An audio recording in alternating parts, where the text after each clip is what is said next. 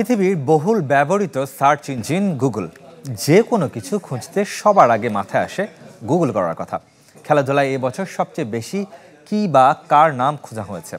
আপনার মস্তিষ্কের সার্চে যে উত্তরই আসুক, বাস্তবের সাথে তার মিল থাকার সম্ভাবনা খুবই কম। কেননা বড় কোনো তারকা নয়, ফুটবলার বা ক্রিকেটারও নন।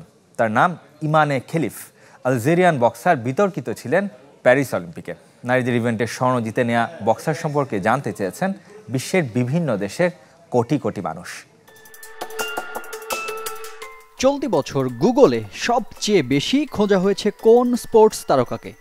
যদি মনে করেন লিওনেল মেসি, ক্রিস্টিয়ানো রোনালদো কিংবা বিরাট কোহলি, তাহলে আপনি ভুল ধারণা করছেন। সঠিক উত্তরটি হবে ইমানে খেলিফ। কে এই ক্রীড়াবিদ? তাকে নিয়ে মানুষের এত আগ্রহই বা কেন? গুগলের ইয়ার ইন সার্চে সবাইকে পেছনে ফেললেন কিভাবে? এ প্রশ্নের উত্তর প্যারিস অলিম্পিকে।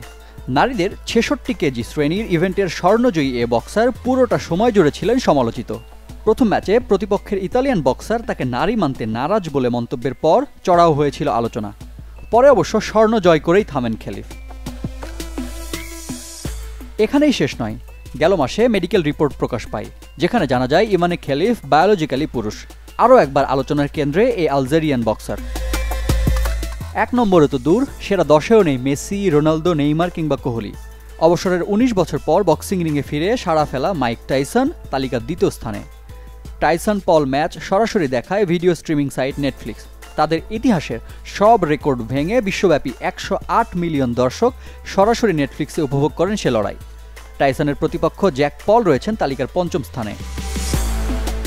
শীর্ষ 10-এ ৩ ফুটবলার।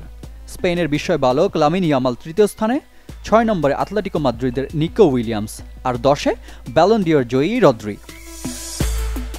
আমেরিকান জিমন্যাস্টিক কিংবদন্তি সিমনে বাইলস রয়েছেন তালিকার 4-এ। সেরা 10-এ 2 জন ক্রিকেটার, হার্দিক পান্ডিয়া ও শশাঙ্ক সিং। মুম্বাই ইন্ডিয়ান্সের রোহিত শর্মার সাথে অধিনায়কত্ব এবং পারিবারিক জীবনে স্ত্রীর সাথে বিচ্ছেদের ঘটনায় আলোচনায় ছিলেন এই অলরাউন্ডার।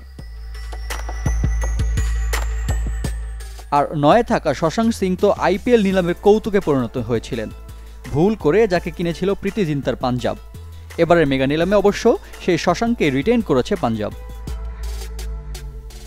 রিফাত হোসেন, চ্যানেল 24।